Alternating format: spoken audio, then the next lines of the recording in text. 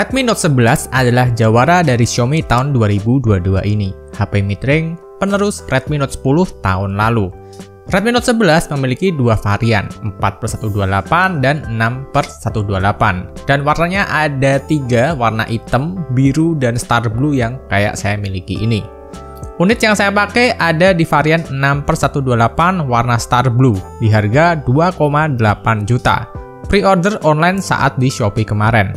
Di dalam box pembelian isinya lengkap ya, nggak ada yang disunat. Ada ucapan selamat datang dari Colvinse, kitab-kitab, jelly case, SIM ejector, kepala charger 33W beserta kabel Type-C-nya.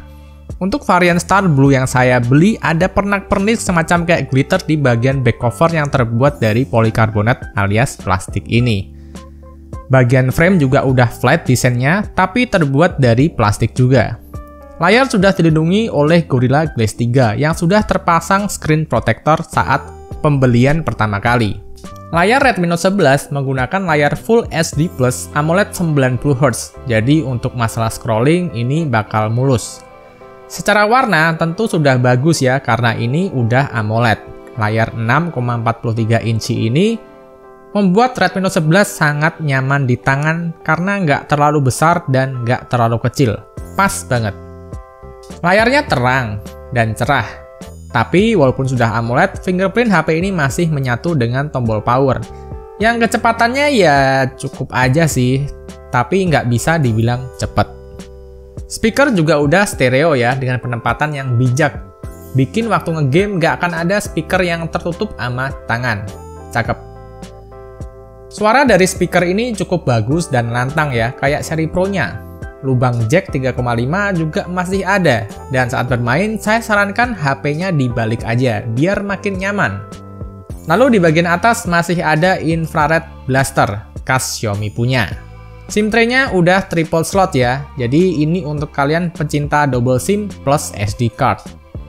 Lalu kalau ngomongin kamera ya, BAM kameranya Redmi Note 11 ini tuh tidak terlalu menonjol.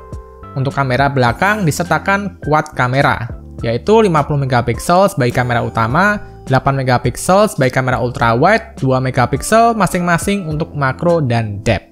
Untuk selfie kamera memakai desain notch yang kekinian, udah ada di tengah bagian atas dengan ukuran 13MP.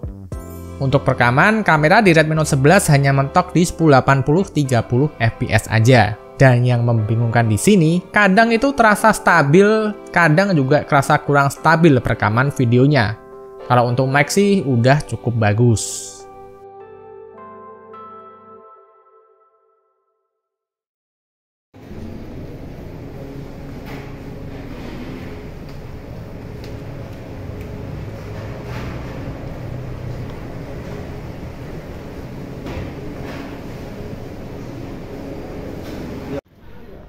Dan begini untuk perekaman kamera ultrawide di sore hari yang cukup terang, nggak terlalu terang tapi agak kelabu, tapi nggak mendung-mendung amat. Mantep.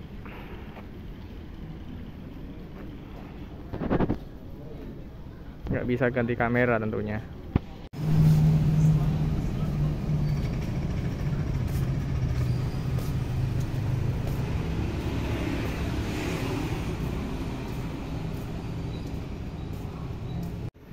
Dan ini adalah Redmi Note 11 Pro 5G yang direkam dengan Redmi Note 11 reguler.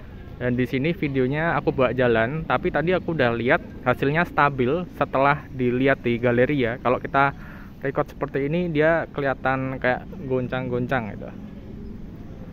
Ini peak brightness-nya juga masih kelihatan di bawah sinar matahari. Looks good. Redmi Note 11 hadir dengan MIUI 13 yang masih Android 11. SoC-nya sendiri sudah memakai chipset 4G dari Qualcomm, yaitu Snapdragon 680 dengan fabrikasi 6nm yang diklaim irit daya. Redmi Note 11 nyaman di tangan, kecil 6,5 inci aja, dan cukup ringan di 179 gram. Untuk keadaan darurat, disertakan IP53 untuk ketahanan dari debu dan cipratan air saat tidak sengaja, mungkin kehujanan atau ketumpahan cairan. Dibandingkan dengan Redmi Note 10 tahun lalu, Redmi Note 11 terasa lebih kokoh dengan pinggiran flat. Dan secara suhu juga jauh lebih adem. Hadirnya RAM 6GB dan NFC membuat saya cukup yakin mengatakan Redmi Note 11 adalah upgrade dari seri sebelumnya.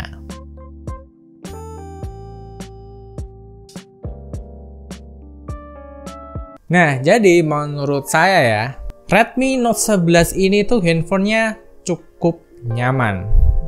Nah, jadi saya akan cerita pengalaman saya pakai Redmi Note 11 ini, dan sebelumnya maaf karena video ini telat, soalnya Redmi Note 11-nya juga telat banget dikirim dari Shopee Express-nya. Tapi ya udah, kita bahas langsung ke pemakaian saya selama beberapa hari ini. Nah, untuk daily driver, Redmi Note 11 ini tuh udah terbilang enak. Enaknya pertama adalah ini handphone tergolong adem. Tergolong adem, nggak ada panas, baterainya juga irit parah.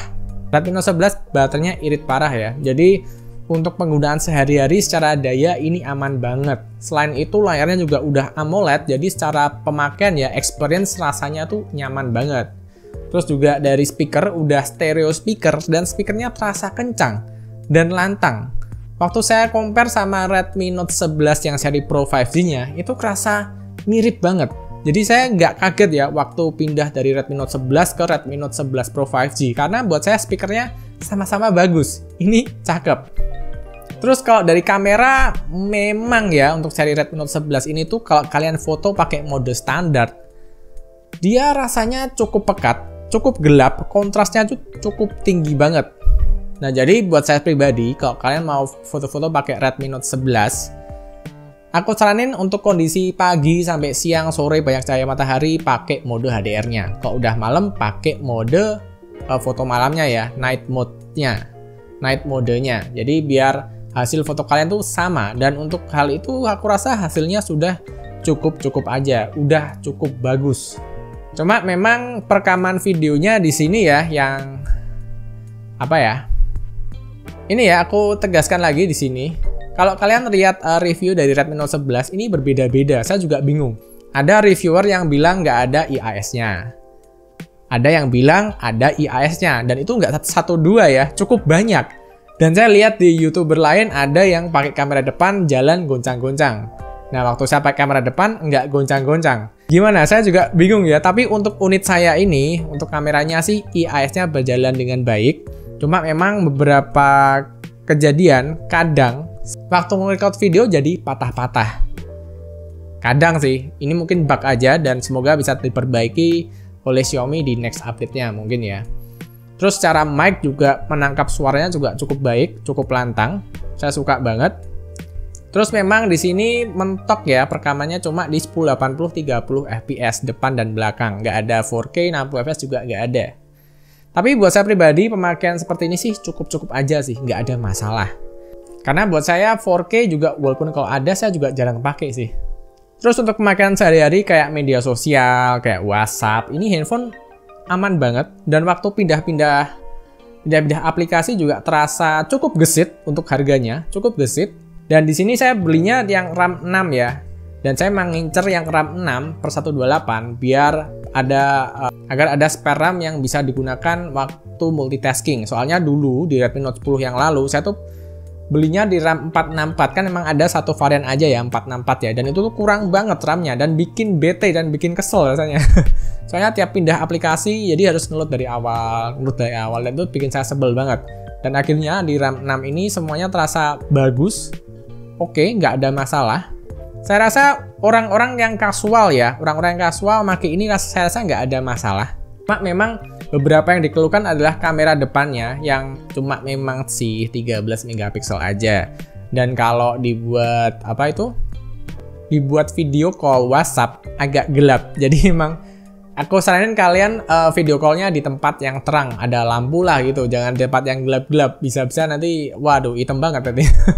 Nah, lalu ketika dibuat bermain game, Redmi Note 11 ini dengan Snapdragon 680, buat saya pribadi sih cukup aja. Cuma yang jadi catatan di sini waktu main Mobile Legends untuk di game-game yang saat-saat yang penting ya, waktu rame pada battle semua 10 orang masuk jebret, frame-nya pasti drop. Dan dia ngedropnya bisa sampai 40-an. Kalau parah-parahnya kadang sampai 30-an. Jadi waktu kita main di settingan ultra atau di settingan high dengan refresh rate yang 60 fps itu kan Waktu spin bisa jalan 60 fps, 50, 55, 60. Nah, waktu masuk ke battle yang benar-benar rame, dia ngedrop.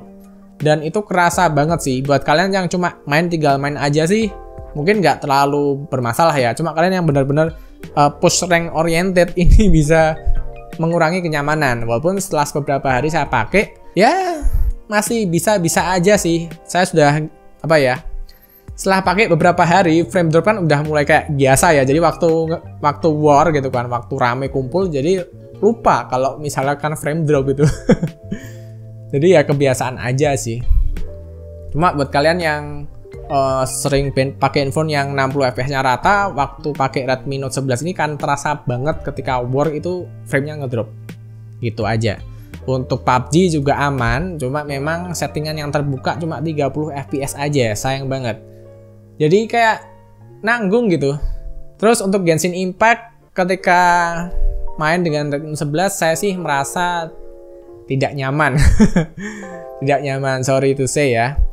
Tapi di sini ketika kalian lihat beberapa channel yang lain itu banyak kok orang yang bilang dibuat ngegame enak, nyaman. Tapi buat saya pribadi ini kurang nyaman sih, sorry to say ya. Apalagi untuk Genshin Impact ini udah frame-nya udah kacau balau lah, patah-patah banget.